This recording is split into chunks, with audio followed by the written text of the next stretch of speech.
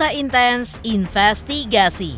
Sejak sosok Peggy alias Peron alias Robby Irawan, DPO yang baru saja ditangkap oleh pihak Polda Jawa Barat atas kasus kematian Vina Cirebon yang juga diduga otak dari pembunuhan, memang pada akhirnya menuai pro dan kontra dari warganet. Bagaimana tidak, dalam hal ini tidak sedikit netizen yang menduga bahwa Peggy alias Peron yang ditangkap bukanlah Peggy yang selama ini menjadi DPO selama 8 tahun pihak kepolisian.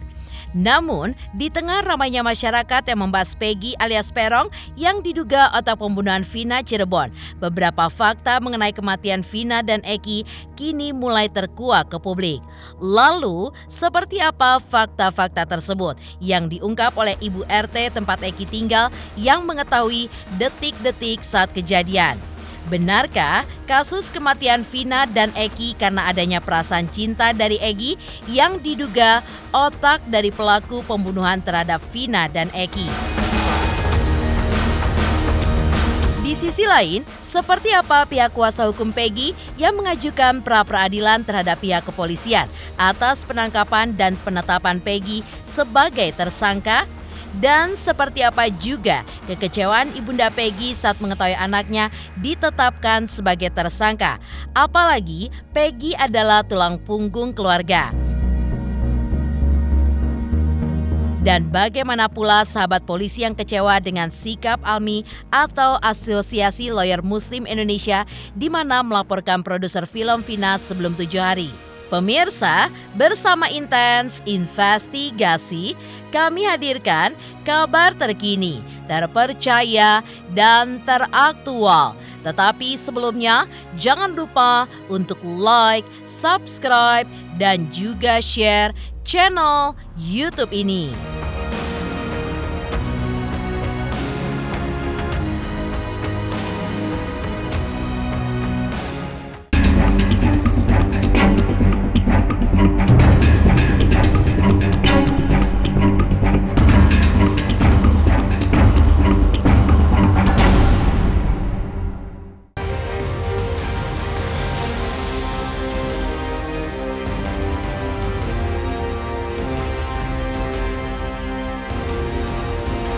Ya, setelah tertangkapnya Peggy alias Peron yang telah buron selama 8 tahun lalu, fakta-fakta mengenai kematian Vina dan Eki kini mulai terkuak ke publik.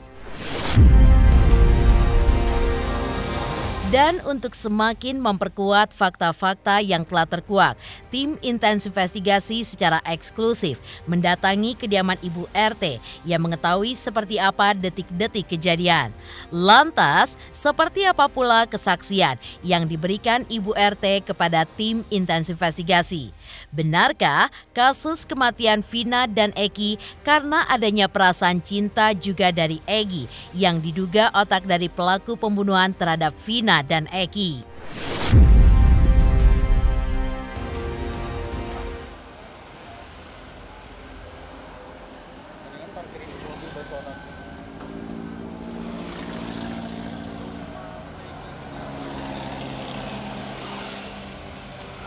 Ya itu gara-garanya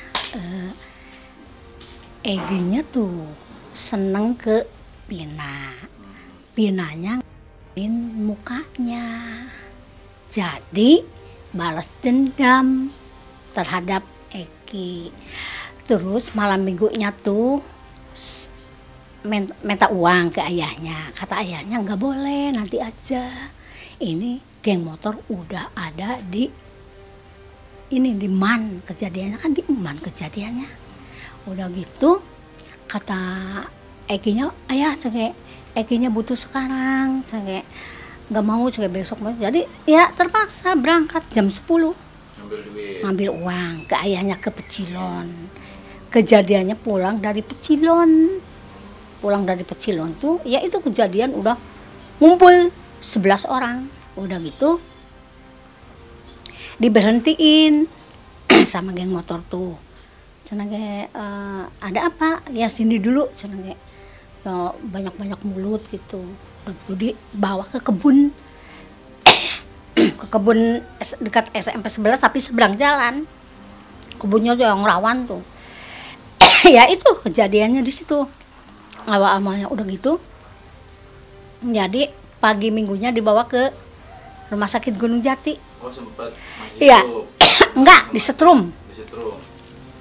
Antara pindahnya disetrum, Eki mah diurus jenazahnya. Jadi kayak saya Belum mati itu. belum, kan rambutnya dilepas dulu. Ininya apa? Pakai apa? Soplen sama gigi ini nih. Behel. Udah dilepas semua. Disetrum cerita yang tadi Ibu obrolin. Jadi yang pacar itu yang Egi itu bekas pacarnya Pina, cuman ngajak balikan lagi nggak mau. Jadi dulu sakit hatinya gitu. Jadi dulu sakit hatinya gitu. Iya, neneknya Nok Pina yang ngurus Nok Pina. Pula kalau berangkat sekolah, pulang sekolah. Ya, Nok Pina juga ngebantuin saya. Kalau ada orang beli, dia ngelayanin. Sehari-hari gitu aja, belajar, rajin, dia nggak pernah kemana-mana. Nggak tega lah.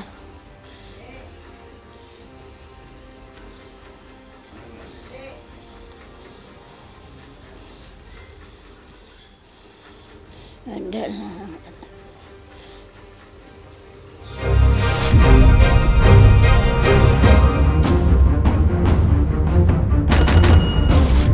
Seperti diketahui, belum lama ini pihak kepolisian Polda Jawa Barat berhasil menangkap Peggy alias Peron, salah satu DPO yang juga menjadi satu-satunya DPO yang telah buron selama 8 tahun lamanya dan diduga sebagai otak dari pembunuhan Vina dan Eki. Menariknya, di balik penangkapan Peggy alias Peron, banyak di antara masyarakat yang merasa tidak yakin bahwa yang ditangkap itu adalah Peggy yang sesungguhnya. Namun hal berbeda justru diungkap oleh Ibu RT tempat almarhum Eki tinggal, di mana dirinya pun yakin bahwa Peggy yang ditangkap adalah Peggy yang sebenarnya dan orang pertama yang merundung paksa Vina. Iya, soalnya si Pinanya ngomong waktu disetrum tuh, disetrum ngomong yang pertama yang ngelakuin, ya disetrum biar ngoceh. Udah jadi mayat disetrum, jadi biar ngoceh. Kan ada itunya di situ. Iya itu. Tapi pernah lihat gak sih, pernah ketemu? Nggak pernah ketemu sih, cuman kata ibunya itu orangnya, itu orangnya. Yang pertama. Tapi bukan yang sekarang yang ditampilkan polisi. Iya itu, baru kena itu. Nggak tahu dibawa kemana itu, nggak tahu ke luar negeri, nggak tahu kemana itu. Pelakunya kata saya nggak tahu, katanya sih namanya Egi, sayanya nggak tahu.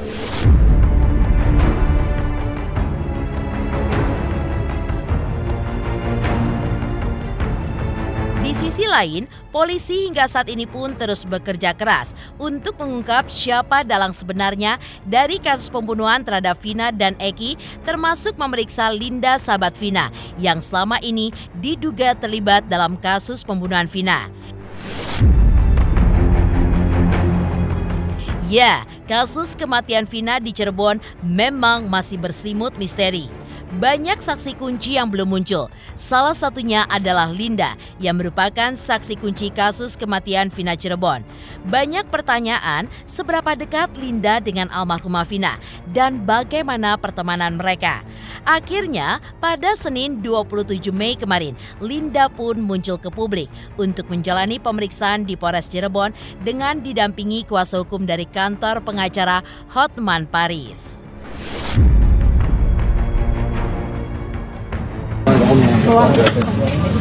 Ini PH sampai mana? Yang ini. Iya. Iya, Bang. Ya. Yang mau diikutan. Kasus Vina Cirebon. Kasus Vina Cirebon. Hari ini tanggal 27 Mei 2024, Polda Jabar, Polda Jawa Barat akhirnya akan melaksanakan pemeriksaan BAB terhadap saksi Linda yang ditunggu-tunggu oleh rakyat. pemeriksaan BAP terhadap Linda akan dilakukan hari ini tanggal 27 Mei sekitar sesudah makan siang, bertempat di Jalan Suradinaya Utara, RT 0406, Kelurahan Pekiringan, Kecamatan Kosambi, Kota Cirebon. Linda akan di BAP hari ini tanggal 27 sesudah makan siang di Jalan Suradinaya Utara, RT 04006, Kelurahan Pekiringan, Kecamatan Kosambi, Kota Cirebon dalam kasus Vina.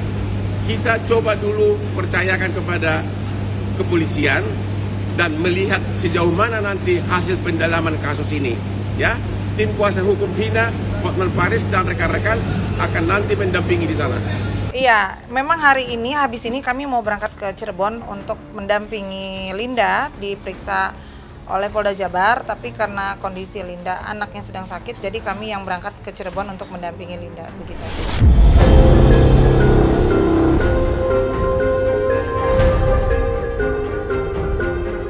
Dan seperti apa pula pihak kuasa hukum Peggy alias Peron yang mengajukan pra-peradilan terhadap pihak kepolisian atas penangkapan dan penetapan Peggy sebagai tersangka. Dan seperti apa juga sebagai orang tua saat mengetahui sang anak Peggy Setiawan ditetapkan sebagai tersangka, membuat sang ibu pun akhirnya kecewa. Apalagi Peggy saat ini adalah tulang punggung keluarga. Pemirsa Intens Investigasi, jangan lupa saksikan terus Intens Investigasi.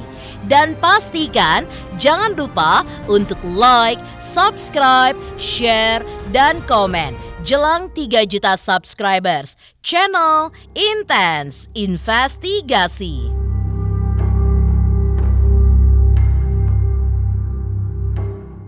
Jangan lupa subscriber Intens jelang 3 juta subscriber.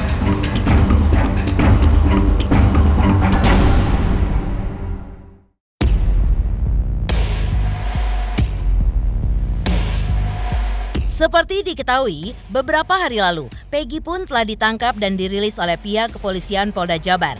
Dan ia pun masih enggan untuk mengakui jika dirinya terlibat dalam pembunuhan terhadap Vina dan Eki. Dan kemarin, tim Intens Investigasi pun berhasil mendapatkan keterangan dari kuasa hukum Peggy untuk langkah hukum yang akan diambil pasca Peggy ditetapkan sebagai tersangka. Lalu, benarkah kuasa hukum Peggy akan melakukan pra-peradilan terhadap pihak kepolisian?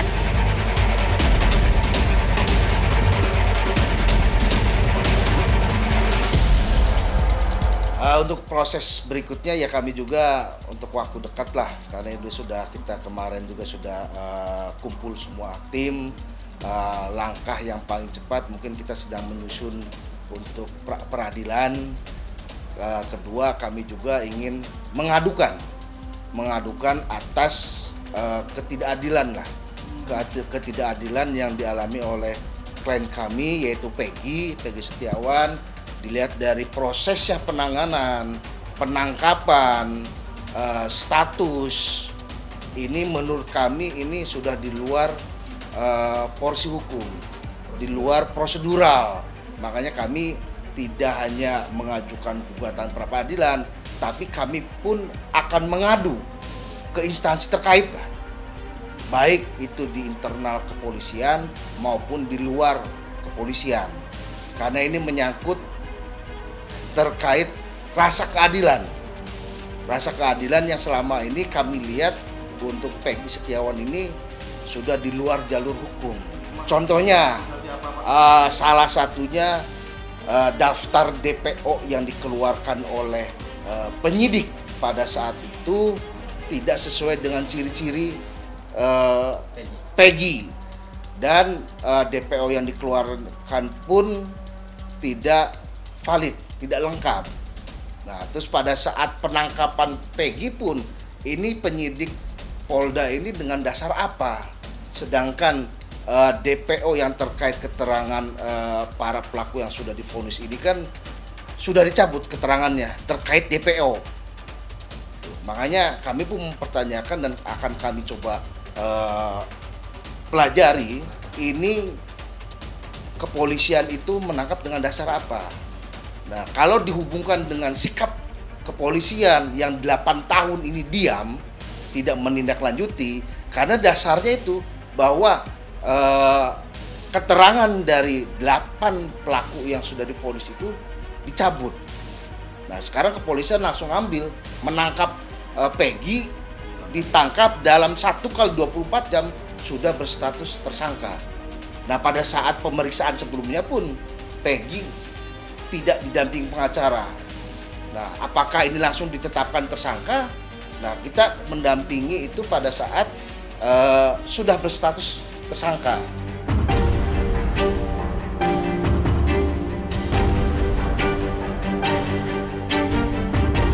Sebagai orang tua saat mengetahui sang anak ditetapkan sebagai tersangka, membuat sang ibu pun kecewa. Apalagi Peggy adalah tulang punggung keluarga.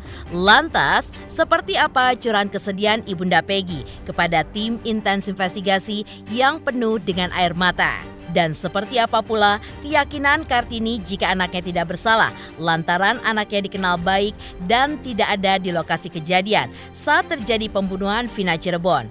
Terlebih, sang ibu juga yakin Peggy bukanlah anggota geng motor. Lantas benarkah adik Peggy pun juga sudah menjalani pemeriksaan polisi sebagai saksi? Ya, rasanya saya sedih banget, sedangkan dia adalah anak satu-satunya tulang punggung keluarga. Saya sangat sedih, sangat sedih hati saya. Nggak bisa membayangkan bakal kejadian seperti ini. Ya karena dia adalah tulang punggung, juga dia anak baik. Dia juga nggak pernah membantah. Walaupun saya marah, dia hanya diam, nggak melawan sama sekali. Kalau saya lagi kesel, dia dimarahin, juga paling dia diam. Terus dia ngomong, ya mau udah minta maaf, sayanya salah gitu aja udah. Ya kalau kerja, ya duitnya dikasihin ke saya. Paling dia pegang separoh dikasihin ke ibunya gitu. Dari Peggy, dari kecil yang biayain itu si Peggy adik-adiknya sampai juga gede. Ya saya berdoa untuk anak saya, ya Allah kuatkan iman Peggy, ya Allah kuatkanlah fisik Peggy juga batin Peggy. Walaupun dia di sana seandainya dia merasa sakit, hilangkanlah rasa sakit dari tubuhnya. Semoga dia baik-baik saja di sana, kuatkan imannya, dan dia selalu pegang teguh pendiriannya, sekali tidak tetap tidak gitu aja Pak. Nggak pernah tuh, nggak pernah nyuci baju geng apa nggak, paling ya kaos biasa buat main sehari-hari gitu aja. Peggy dulu pernah punya motor smash, tapi ya itu juga smash itu udah lama. Waktu ada kejadian juga udah lama rusak, udah dari sebulan lebih lah rusak. Itu rencananya minggu depan mau dibetulin, terus tuh ada penggerbegan di tahun 2016 itulah. Langsung dibawa itu motor. Ada di Bandung lagi kerja sama bapaknya. Iya, sedang tidak ada di rumah. Lantas, bagaimana pula sahabat polisi yang kecewa dengan sikap ALMI atau Asosiasi Lawyer Muslim Indonesia di mana melaporkan produser film Vina sebelum 7 hari? Pemirsa Intens Investigasi, jangan lupa saksikan terus Intens Investigasi.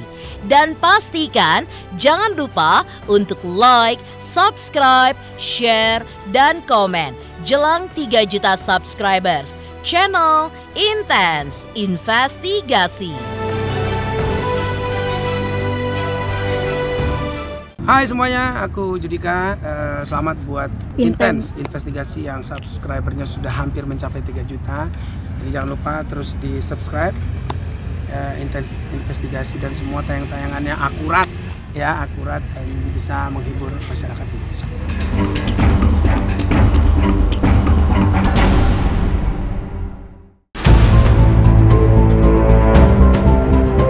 Sementara itu, sahabat polisi kemarin mengungkapkan kekecewaannya ketika tidak sedikit masyarakat yang terlalu cepat menyimpulkan bahwa seolah-olah pihak kepolisian yang bersalah lantaran pihak kepolisian seakan salah tangkap atau salah penyidikan soal ketetapan Peggy alias Peron yang kini telah dijadikan tersangka atas kasus ini dalam waktu 1 kali 24 jam setelah penangkapan. Saya tetap yakin dan percaya terhadap Polri yang sudah bekerja keras dalam mengungkap kasus ini sehingga akan menjadi terang benderang, dan kami kami berharap terhadap masyarakat jangan juga terlalu cepat untuk berpersepsi bahwa seolah-olah di sini seakan-akan polisi yang bersalah, ya bersalah tangkap lah atau apalah salah dalam penyidikan lah. Kami dari Sahabat Polisi Indonesia berharap masyarakat tidak langsung menjudge polisi salah. Silakan masyarakat apabila memang menemukan ada DPO 2 orang itu yang katanya masih berkeliaran, silakan kita bantu polisi agar perkara ini bisa menjadi terang benderang tadi yang seperti Ketum sampaikan. Lalu kemudian jika memang ada indikasi katanya ada dilindungi backing oknum polisi dan lain sebagainya, silakan sampaikan. Tapi harus dengan bukti. Kalau cuma hanya sekedar kita bicara tanpa ada kita memberikan bukti, ya bagaimana mau ditindaklanjuti oleh penyidik? Kan penyidik jadi bingung ini. Suara mana yang didengar? Suara masyarakatkah atau bukti-bukti yang sudah ada?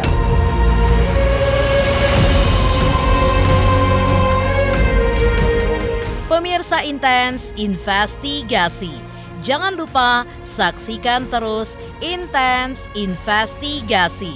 Dan pastikan jangan lupa untuk like, subscribe, share, dan komen jelang 3 juta subscribers channel Intens Investigasi.